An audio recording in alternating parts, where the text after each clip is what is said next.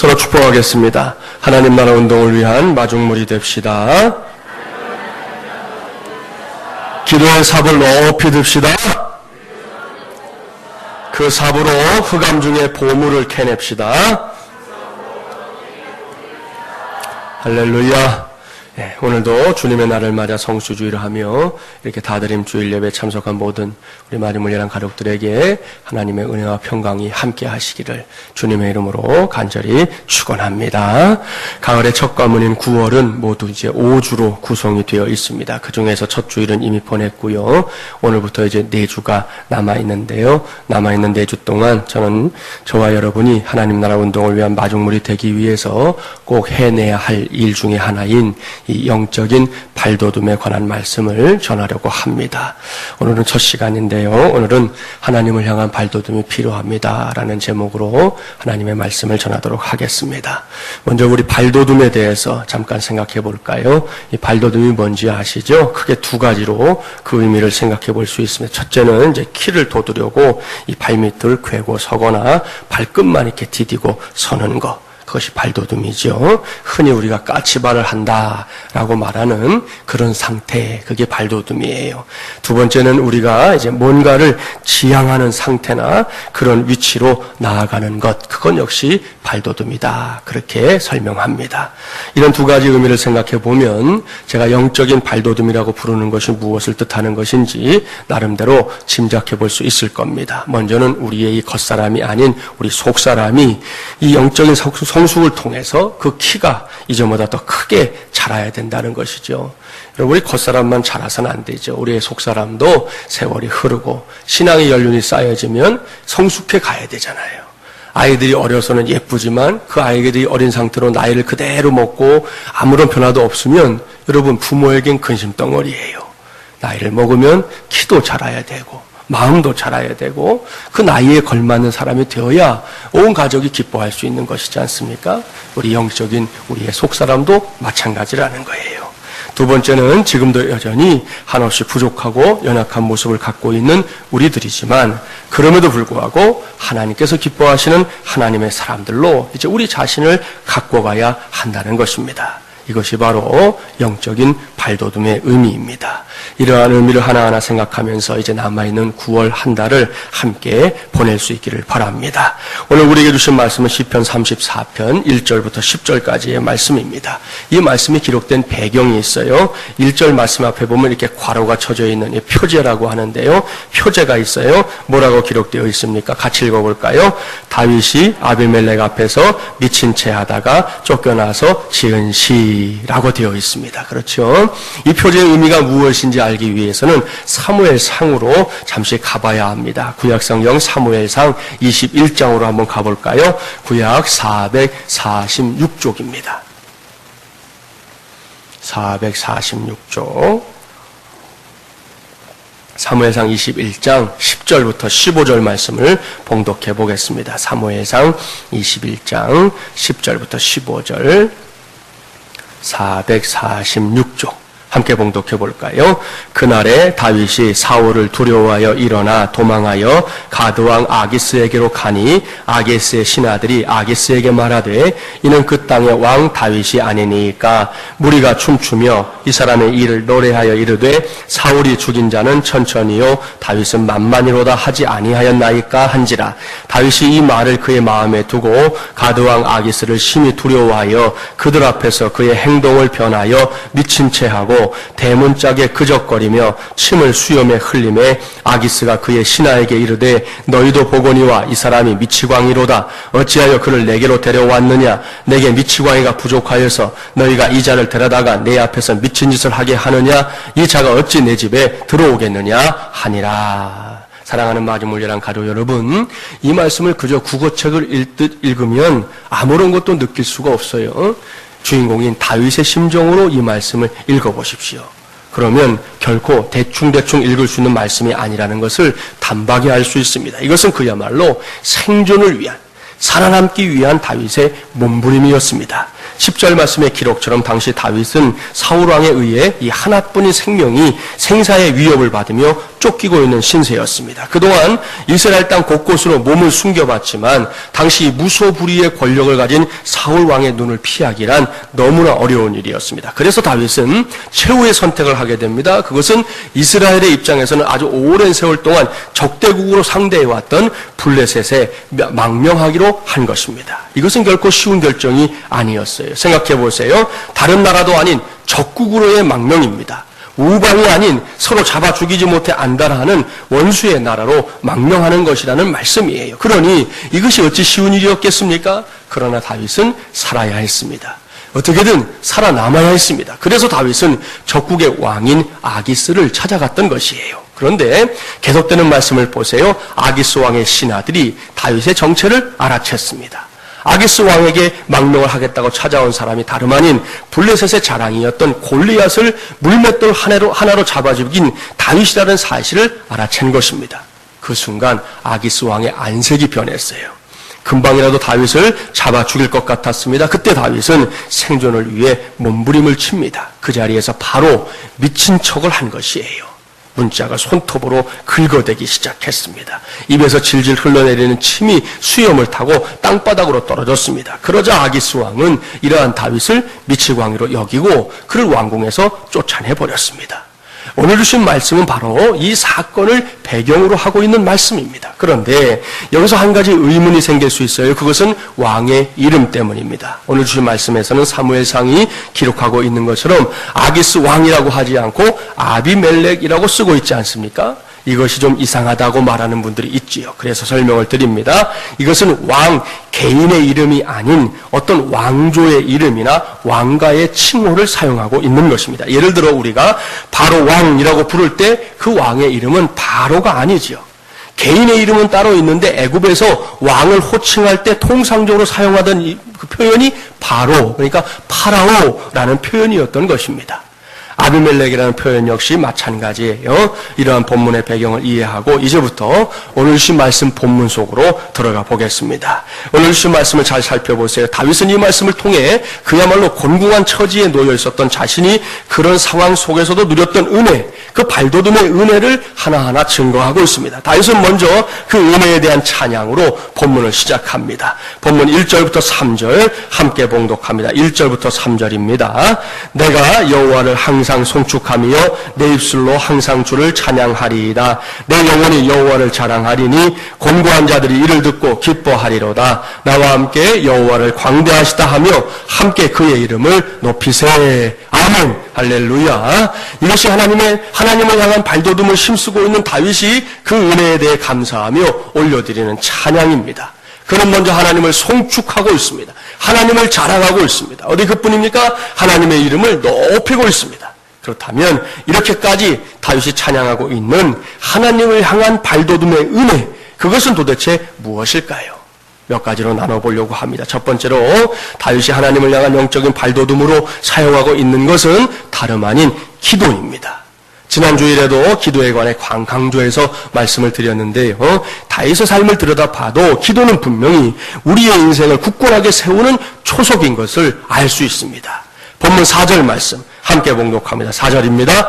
내가 여호와께 간구하며 내게 응답하시고 내 모든 두려움에서 나를 건지셨도다. 아멘. 이어서 6절 말씀도 봉독합니다. 6절입니다. 이 곤고한 자가 부르짖음에 여호와께서 들으시고 그의 모든 환난에서 구원하셨도다. 아멘. 할렐루야.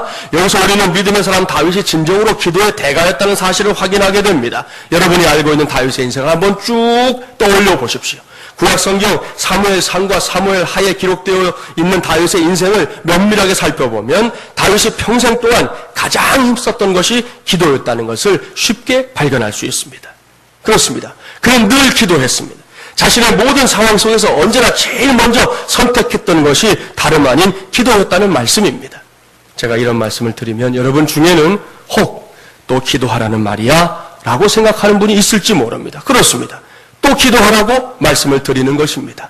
저는 오늘 하나님을 향한 발돋움에 관한 말씀을 전하면서 또다시 기도를 말할 수밖에 없습니다.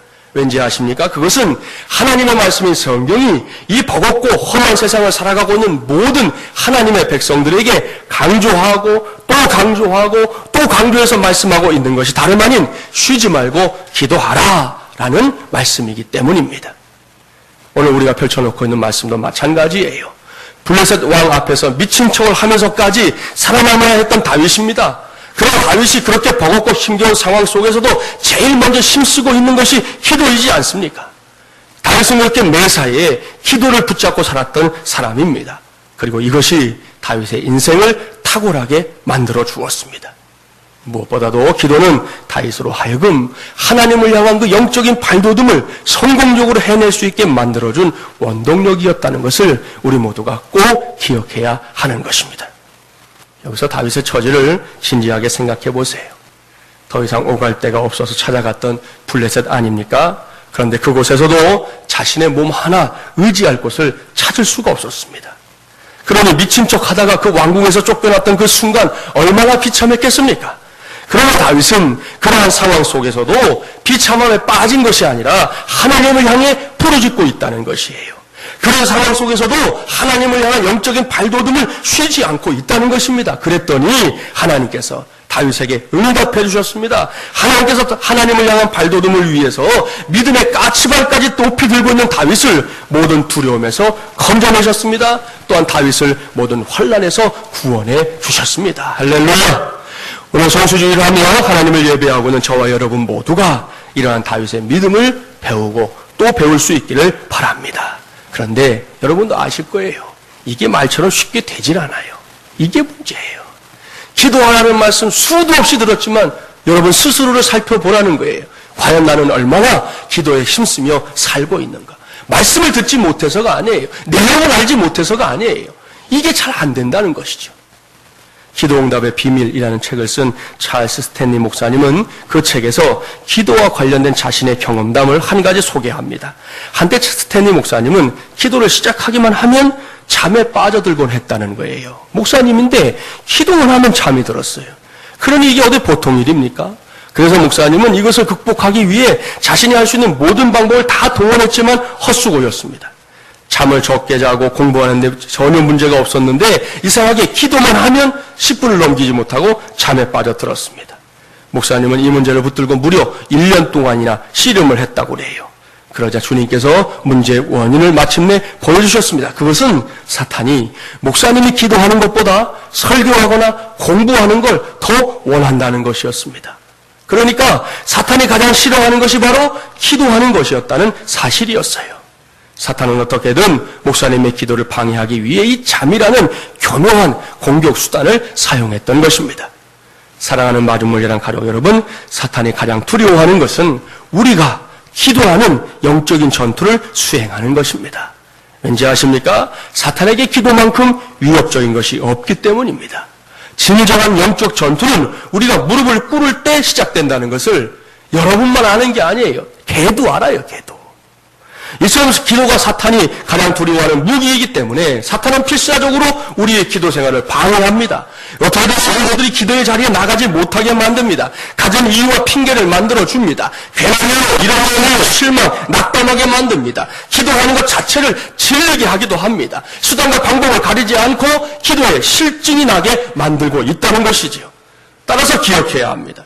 우리가 가장 크게 사탄의 공격을 받을 때가 하나님께 기도하기 위해 무릎을 꿇을 때라는 것 말입니다. 동시에 우리가 가장 선한 결과를 얻는 때도 가장 큰 능력을 경험하는 때도 역시 무릎을 꿇을 때입니다.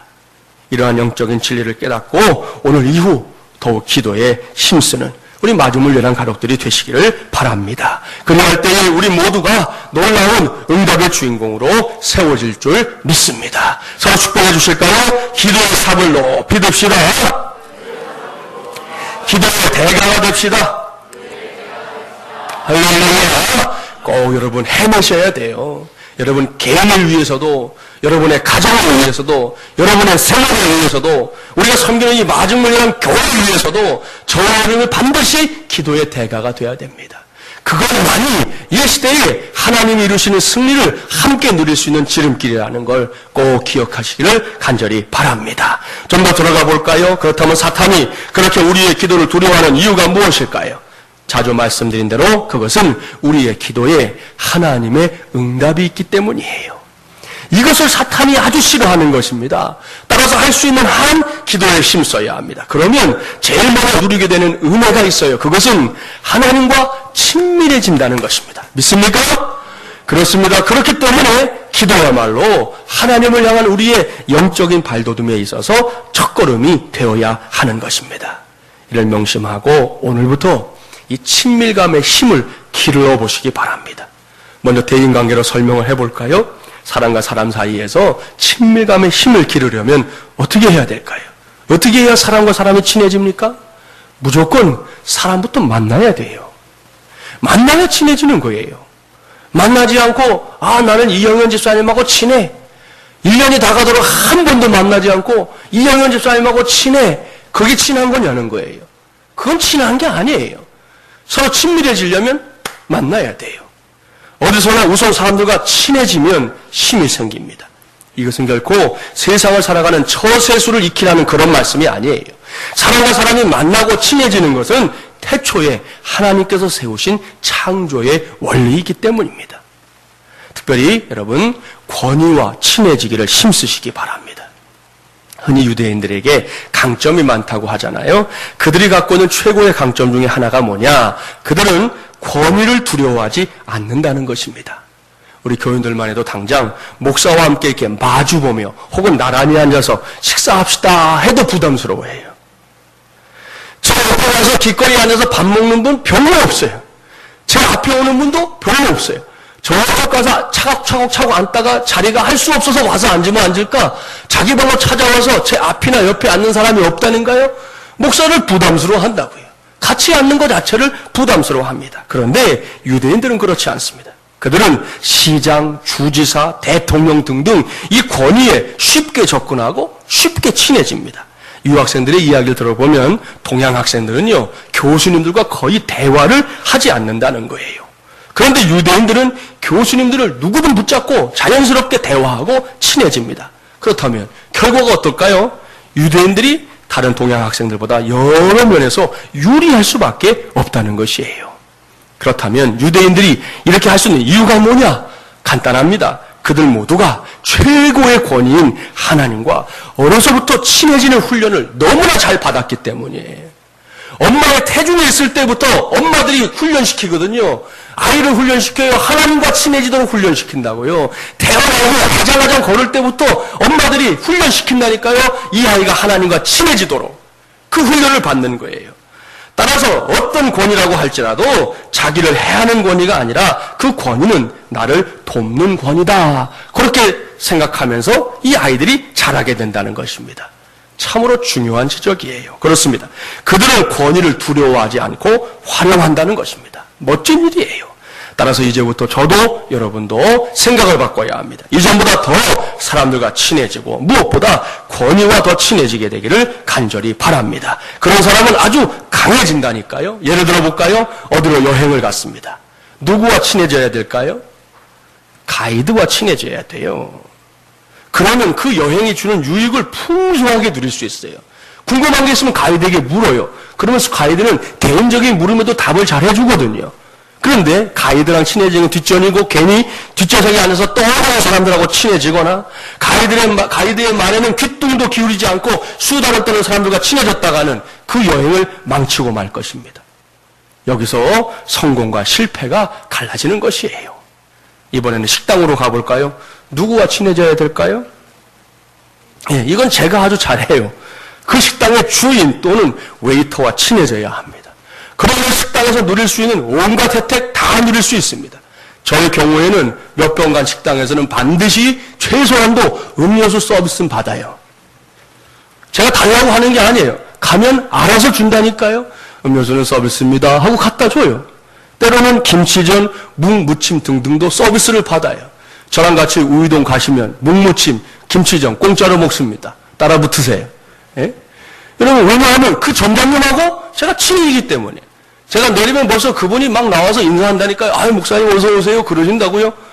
그래, 그분하고 친해져 있는 거 하나 때문에 덕을 볼 때가 많이 있다는 것이에요. 비행기도 마찬가지입니다. 누구와 친해져야 될까요? 기장하고 친해지려고 하지 마세요. 기장하고 친해지려고 했다간 큰일 나요. 기장은 비행을 해야 되니까 안 되고 승무원들과 친해져야 합니다. 그러면 여행이 즐거워집니다. 하다못해 서비스 하나라도 더 해준다니까요. 정말로. 동일한 관점에서 당부합니다. 세상을 살면서 이렇게 사람들과, 그것도 권위 있는 사람들과 친밀해지는 것이 큰 힘이 되고 큰 유익이 될 때가 참 많습니다. 그렇다면 하나님과의 관계에서야 투명할 게 무엇이 있겠습니까? 다윗처럼 그야말로 하나님과 무조건 친해져야 합니다. 다윗처럼 매사에 무조건 친밀해지는 관계를 만들도록 힘써야 합니다. 그 지름길을 계속 말씀을 드렸어요. 기도하십시오. 기도의 자리로 나아가십시오. 다른 길이 없다니까요. 입을 벌리고 있지 말고 크게 벌려서 하나님을 찾으십시오. 그래서 하나님을 통해 우리의 속사람은 분명코 이전보다 더 큰 영적인 발돋움을 통해 영적 거인으로 자라가게 될 것입니다. 이를 넉넉하게 감당해내는 우리 모두가 되기를 주님의 이름으로 축복합니다. 두 번째로 본문에서 다윗이 보여주는 하나님을 향한 발돋움이 있습니다. 그것은 모든 상황 속에서 하나님께서 바로 나를 지켜주시는 참 좋으신 하나님이시다는 사실에 대해서 확고부동한 믿음을 갖는 것이에요.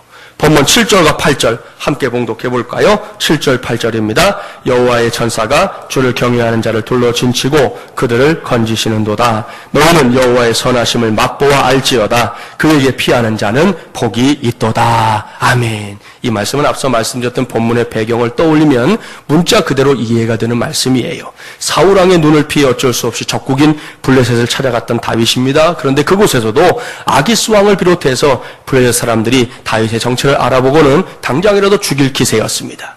우리가 이런 상황들을 그저 글자를 통해서 보기 때문에 대수롭지 않게 생각할 때가 있지만 진짜로 우리가 다윗의 입장에 놓인다면 어떻게 될까요?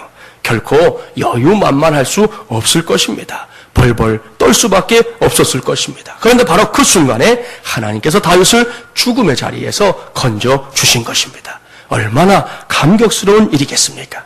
이와 같은 일들은 비단 이때에만 일어난 것이 아니에요. 사무엘상 24장 말씀을 보면 사울이 다윗을 잡아 죽이려고 무려 3,000명의 군사들을 동원해서 엔게디 광야를 샅샅이 뒤지고 있는 것을 볼 수 있습니다. 그때 다윗은 수하들과 함께 한 동굴 속에 들어가서 숨어 있었습니다. 그런데 사울이 그 광야에 하고 많은 동굴 중에서 다윗이 숨어 있었던 그 동굴에 들어와서 이제 볼일을 보게 됩니다. 소학교 말고 대학교에서 보는 볼일 있지요. 그 볼일을 보러 사울이 동굴에 들어와요. 이를 놓고 다윗의 수하들이 이구동성으로 말합니다. 하나님께서 다윗에게 기회를 주셨다고 말입니다. 그들은 이번 기회에 사울을 죽여야 한다고 강력하게 요청했습니다. 하지만 다윗은 어둠 속에서 볼일을 보고 있는 사울의 겉옷자락을 조금 잘라내고는 그를 살려서 보냅니다. 그리고는 이 사건이 하나님의 놀라우신 은혜였음을 고백합니다. 사무엘상 26장도 비슷한 사건을 또한 기록하고 있어요. 이번에도 사울이 다윗을 죽이기 위해 다시 3,000명을 이끌고 이번에는 10광야에 나타났습니다. 사울은 자신의 군대를 믿고 진영 안에서 깊은 잠에 빠져 있었습니다. 그때 다윗은 다시금 사울을 죽일 기회를 얻었지만 이번에도 다윗은 사울을 죽이지 않았습니다. 그의 머리맡에 놓여 있었던 창과 물병만을 가져오는 것으로 경고하는 것을 볼 수 있습니다. 이때에도 다윗은 이 모두가 하나님의 은혜였다. 그렇게 고백합니다. 이렇게 번번이 죽음의 위기 속에서 목숨을 건진 다윗입니다. 그것도 하나님의 은혜를 힘입어서 말입니다. 그러한 다윗이었기 때문에 그는 하나님을 향해 오늘 본문에 남긴 그 고백을 당당하게 말할 수 있었던 것이에요. 여호와의 전사가 주를 경외하는 자를 둘러신치고 그들을 건지시는도다.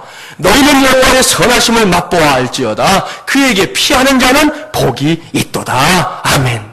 사랑하는 마리물리란 가족 여러분, 얼마나 위대한 고백입니까?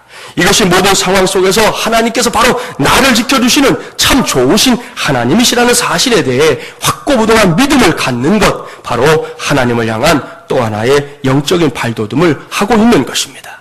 이제는 이러한 영적 발돋움이 우리 안에서도 왕성하고 분명하게 일어나게 되기를 주님의 이름으로 축복합니다. 오늘 목사님의 체험담이에요. 고속도로를 달리다가 너무 졸려서 깜빡 졸았던 적이 있었답니다. 사실 이 넓은 고속도로를 따라 직선을 그리며 운행한다는 것은 너무나 단조로운 일입니다. 저도 차라리 국도로 가는 게 좋지, 이 고속도로를 너무 오래 가면 피곤도 빨리 오고 또 졸음도 오고 그러더라고요. 그렇게 장시간 고속도로를 달려가다가 이 목사님도 깜빡 졸아가지고는 화들짝 놀란 것입니다. 그것은 작은 라면 박스만한 하얀 이 스티로폼 수지 덩어리가 어디선가 휙 날아들었기 때문이었어요. 그 순간에 졸음이 사라지고 정신이 번쩍 들었습니다. 제발 차 유리창 앞으로 그것이 날아오지 않게 해달라고 짧은 기도까지 했다고 그래요. 다행히 그 스티로폼 수지 조각들은 바람을 타고 맴돌다가 이제 목사님이 운전하는 승용차 앞쪽 부딪히고서는 둔탁한 소리를 내고 사라졌습니다. 아무래도 자동차 범퍼에 상처가 좀 났겠다 생각하니 은근히 화도 치밀어 올랐대요. 도대체 어떤 못된 인간이 저렇게 위험한 짓거리를 하는 거야? 아니야, 우연히 앞서가던 짐차에서 그것이 떨어졌겠지. 혼자서 중얼거리면서 졸음 때문에 멍했던 정신을 다시 차리고는 이제 운전대를 다잡았습니다. 그런데 얼마 가다가 또 한 번 깜짝 놀랐어요. 이번에는 커다란 타이어 반쪽, 그러니까 대형 트럭에 쓰이는 타이어 있잖아요. 그 타이어 반쪽이 고속도로 바닥에 그대로 방치되어 있는 것이었습니다. 급브레이크를 밟으면 뒤에서 달려오는 차와 충돌이 될 것 같았습니다. 좌측 깜빡이도 켜지 못하고 간신히 그 못 쓰는 타이어를 아슬아슬하게 피하여 지나갈 수 있었습니다. 타이어 색깔 아시죠? 이 고속도로 바닥 표면과 비슷하기 때문에 만일 이정표를 벼르고 시선을 위쪽으로 돌리기만 했어도 목사님이 그걸 보지 못해서 대형 사고가 날 뻔했던 그런 순간이었습니다. 더군다나 깜빡 졸았잖아요. 졸다가 그런 일 당하면 진짜 큰일 나는 겁니다. 그때 목사님은 문득 아까 하얀 스티로폼 수지 조각이 생각나서 핸들을 잡은 채로 하나님 감사합니다 라고 외쳤습니다. 만약 몽롱한 의식을 갖고 운전을 하다가 바닥에 떨어진 타이어 반쪽을 들이받았다면 지금쯤 목사님의 차는 튕겨나가거나 전복될 수 있었을 그런 상황이었기 때문입니다. 사랑하는 마중물량한 가족 여러분, 섬세한 눈을 가지신 하나님은 이렇게 당신의 자녀들을 보호하시고 지키시는 하나님이십니다. 그 목사님은 하얀 스티로폼 수지가 위험을 알려주는 하나님의 신호였구나 라고 믿게 되었다는 거예요. 그래서 차 안에서 은혜를 받았습니다. 물론 그건 우연한 일들 가운데 한 현상일 뿐이라고 생각합니다. 모든 일들을 하나님께 연결하여 모자이크하는 것은 너무 신비주의적인 믿음이 아닐까요? 라고 빈정거리는 사람들이 있을 수 있습니다. 그러나 우리 마중물예란 가족들은 그리스도인의 삶에는 우연이라는 단어가 결코 어울리지 않는다는 것을 꼭 기억하기 바랍니다. 섬세한 눈으로 머리카락 한 가닥까지도 카운트하시는 하나님과 동행하시는 사람들에게 우연이란 있을 수 없다는 것이에요. 하나님의 인도하심과 돌보심 속에서 복된 인생을 펼쳐가는 사람들이 바로 그리스도인들이라는 사실을 기억하셔야 됩니다. 이러한 사실에 대해 아주 확고부동한 믿음을 갖는 것, 이것이 바로 하나님을 향한 또 하나의 영적인 발돋움입니다. 이를 기억하고 내 인생 속에 크고 작은 문제들이 있을 때에 오히려 날마다 감사하시기 바랍니다. 왜냐하면 그 난제들이 때때로 하나님의 방패가 되고 때로는 구원의 밧줄이 되며 때로는 축복의 문이 될 수도 있기 때문입니다. 이를 기억하시고 오늘뿐만 아니라 이후를 살아가면서 어떤 일들이든지 그 속에서 하나님의 손길을 찾아보세요. 반드시 찾게 하실 겁니다. 그리고 그 은혜가 우리의 몫이 될 줄 믿습니다. 세 번째로 다윗이 보여주고 있는 하나님을 향한 영적인 발돋움이 있어요. 그것은 부족함이 없게 하시는 하나님의 은혜를 붙잡는 것입니다. 본문 9절과 10절 말씀 함께 봉독해 볼까요? 9절 10절입니다. 너희 성도들아 여호와를 경외하라. 그를 경외하는 자에게는 부족함이 없도다. 젊은 사자는 궁핍하여 줄일지라도 여호와를 찾는 자는 모든 좋은 것에 부족함이 없으리로다. 아멘. 할렐루야. 이미 시편 23편 말씀, 우리가 너무나 잘 아는, 전 세계 그리스도인들이 가장 잘 아는 다윗의 시편 가운데 23편 말씀을 통해 여호와는 나의 목자시니 내게 부족함이 없으리로다라는 고백 기억하시죠? 그 고백이 너무나 위대한 고백이기 때문에 우리나라의 경우에는 각 지방별로 다른 버전의 시편 23편이 만들어져 있을 정도입니다. 그리고 이런 실화도 있더군요. 어떤 목사님이 이웃 교회에서 심우하는 후배 전도사님으로부터 자기 교회 주일밤 예배에 와서 설교를 해주십시오 하는 요청을 받았습니다. 그러기로 약속을 하고 이제 날짜가 거의 되어갈 무렵이었어요. 이웃 교회 전도사님에게서 전화가 왔습니다. 주보에 넣기 위해서 설교 제목과 성경 본문을 알려달라는 것이었습니다. 그래서 목사님이 말했습니다. 본문은 시편 23편 1절부터 6절까지. 그러자 전도사님이 물었습니다. 그러면 제목은요? 목사님이 대답했습니다. 제목은 여호와는 나의 목자시니. 전도사님이 이를 받아 적으면서 다시 물었습니다. 그 다음에는요? 아마도 전도사님은 그 뒤에 뭐가 더 있다고 생각을 했던 모양이에요. 그래서 목사님께 그 다음에는요? 그랬더니 목사님은 그거면 됐지 뭐가 더 필요해? 라고 대답해 주었습니다. 드디어 약속한 주일 밤이었어요. 저녁 예배를 인도하기 위해 그 이웃교회를 찾아갔습니다. 목사님이 이제 안내를 받아서 강단으로 올라가 자리에 앉아서 주보를 딱 펼쳤는데 그때 목사님은 깜짝 놀라지 않을 수가 없었습니다. 저녁 예배 이제 설교 제목이 주보에 이렇게 인쇄되잖아요. 그런데 이렇게 인쇄되어 있었어요. 여호와는 나의 목자시니 그거면 됐지 뭐가 더 필요해. 이렇게 되어 있는 거예요. 목사님이 가슴이 철렁 내려앉고 기가 막혔습니다. 여호와는 나의 목자시니라는 제목만 쓰라고 알려주었던 것인데 그 전도사님이 그 다음에는 이렇게 묻길래 핀잔처럼 전도사님에게 했던 말인데 전도사님은 그게 설교 제목인 줄 알고 그냥 붙여가지고 그대로 주보에다가 인쇄를 해버렸습니다. 목사님은 찬송을 하면서도 눈을 감고 기도를 하면서도 내가 설교를 하면서 제목을 바로 잡을 것이냐 이미 인쇄가 됐으니까 그대로 할 것이냐 계속 고민하고 앉아있다가 마침내 고민 끝에 결심했어요. 그래 이미 주보에도 나갔고 성도들이 다 봤는데 제목대로 설교를 하자 그렇게 결심을 했습니다. 목사님은 준비한 설교의 원고를 덮어놓고 전혀 새로운 각도에서 설교를 하기 시작했습니다. 무엇보다 제목을 바꾸니까요 성경이 그 짧은 시간에 강단에서 올라가 있는 그 짧은 시간 동안 새롭게 보이더라는 거예요. 목사님의 설교는 이렇게 진행이 되었습니다. 여러분은 푸른 풀밭에 싱싱한 풀을 원하십니까? 맑은 시냇가에서 시원한 물을 마시고 싶으십니까? 그러나 여러분, 시편 23편에 나오는 양은 그 풍성한 풀밭에서 풀을 뜯지 않고 물도 마시지 않고 누워 있습니다. 너무 배가 불러서이겠습니까? 아니면 욕심이 없어서이겠습니까? 양은 배가 불러도 몇 시간씩 계속 풀을 뜯고 우물거리며 되새김질을 한다고 합니다. 그런데 시편 23편에 나오는 양은 아무것도 하지 않고 있습니다. 그 이유는 아주 단순하고도 분명합니다. 목자에게서 오는 참 만족이 있었기 때문입니다. 그런 양의 심정으로 다윗이 고백합니다. 여호와께서 나의 목자가 되시니 나에게 부족함이 없습니다. 그렇습니다. 여호와 하나님이 나의 목자가 되시고 내가 그분의 양이 되니 참으로 만족할 수밖에 없다는 것입니다. 참으로 옳고 확실한 고백입니다. 생각해 보십시오. 여호와는 나의 목자시니 그거면 됐지 뭐가 더 필요하겠습니까? 이렇게 외치니까 그 교회 성도들이 아멘 아멘 하면서 아주 큰 은혜를 받았다는 거예요. 참으로 멋진 설교였습니다. 아무튼 시편 23편이 워낙 위대한 고백이다 보니 이런 일들도 생기는 것이죠. 그런 고백을 가진 다윗이 오늘의 본문에서 다시금 부족함이 없는 삶에 대해 고백하고 있는 것입니다. 그런데 이 고백은 앞서 말씀드렸던 당시의 정황으로 미루어 볼 때 당장 현실에서 누리고 있는 만족함이기보다는 장차 신실하신 하나님께서 이루어 주실 삶에 대한 확신으로부터 나오는 만족함인 것을 알 수 있습니다.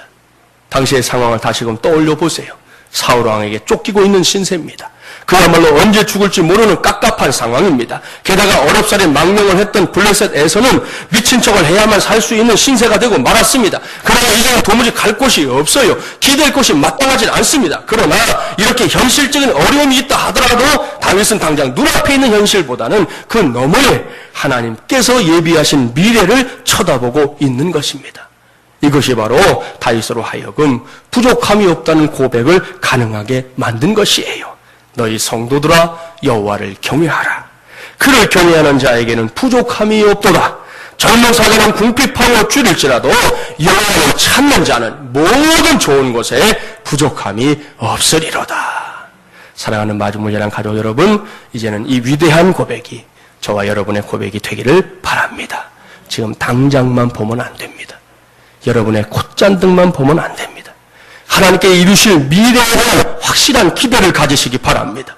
하나님께서는 결코 지금의 나를 그냥 두지 않습니다. 하나님께서 꿈꾸시고 하나님께서 계획하신 믿음의 길로 반드시 나를 인도하여 주실 줄 믿게 되기를 바랍니다. 그 미래는 하나님께서 우리를 위해 준비하신 가장 놀라운 인생의 길이에요. 사형리 가운데 첫 번째 원리 아시잖아요. 하나님은 당신을 사랑하시며 당신을 위한 놀라운 계획을 갖고 계십니다. 이러한 하나님의 계획을 우리 모두는 분명하게 믿어야 합니다. 그러나 다윗처럼 어떤 상황에서도 부족함이 없는 인생을 고백하게 하시는 하나님을 향한 영적인 발돋움을 성공적으로 해낼 수 있는 것입니다. 지금 우리가 사는 세상이 많이 버겁습니다. 개인적인 어려움이나 고민, 아픔이 있는가 하면 특별히 사업을 하는 분들, 직장에 다니는 분들 어려움을 토로하고 있습니다. 하지만 지금의 그것만 하면 안 됩니다. 우리에게는 저 너머에서 모든 좋은 것에 부족함이 없게 하실 하나님이 있습니다. 그분을 바라보며 이 시간을 통해 영적인 까치발을 최대한 높이 들어보십시오. 하나님께서 말씀하신 대로 역사하시는 것을 저도 여러분도 체험하게 될 줄 믿습니다. 이제 말씀을 마무리합니다. 오늘부터 저는 4주 동안 영적인 발돋움에 관해 말씀을 전할 것입니다. 오늘은 첫 시간이었습니다. 다윗이 보여주는 하나님을 향한 영적인 발돋움을 저와 여러분 모두가 나의 것으로 삼을 수 있기를 바랍니다. 먼저는 기도하는 것이에요. 아니, 기도에 힘쓰는 것입니다. 다음은 하나님께서 모든 상황 속에서 나를 지켜주시는 분이심을 확신하는 것입니다. 세 번째는 지금은 물론이지만 저 너머에서 결국에는 모든 좋은 것에 부족함이 없게 하시는 하나님의 은혜를 단단히 붙잡는 것입니다. 그래야 할 때에 우리 안에서 하나님을 향한 성공적인 영적 발돋움이 일어나게 되는 것입니다. 오늘 이후 우리 모두가 이러한 영적인 발돋움을 최선을 감당함으로 인해서 다윗처럼 하나님을 향한 성공적인 삶을 살아내는 것은 물론이고 거기에 부어주시는 하늘의 은혜와 복이 저와 여러분 모두의 것으로 우리 교회 공동체의 것으로 주어지게 되기를 주님의 이름으로 간절히 축원합니다. 기도하겠습니다. 선명하시고 자비로우신 하나님 아버지 은혜를 감사합니다. 오늘도 하나님의 종들을 불러주시고 예배하게 하신 이 자리에서 하나님의 종들이 주의 말씀에 귀를 기울였습니다. 하나님 정말 우리에게 필요한 것이 무엇인지 깨닫게 해주셔서 감사합니다. 하나님을 향한 발돋움 반드시 있어야 합니다. 예수를 믿는다고 하고 교회를 다닌다고 하는데 우리의 영적 상태가 늘 어린아이와 같으면 하나님께서도 근심하실 수밖에 없을 것입니다. 오늘 이후 이제 우리가 발돋움해야 될 부분들을 하나하나 배워나갈 때마다 그 일들을 감당해내는 우리 모두가 되게 하여 주시옵소서. 하나님을 향한 발돋움 1번은 기도하는 것입니다. 기도하는 자리에 나아가는 것입니다. 기도하며 사는 우리 마중물전한 가족들 꼭 되게 하여 주시옵소서.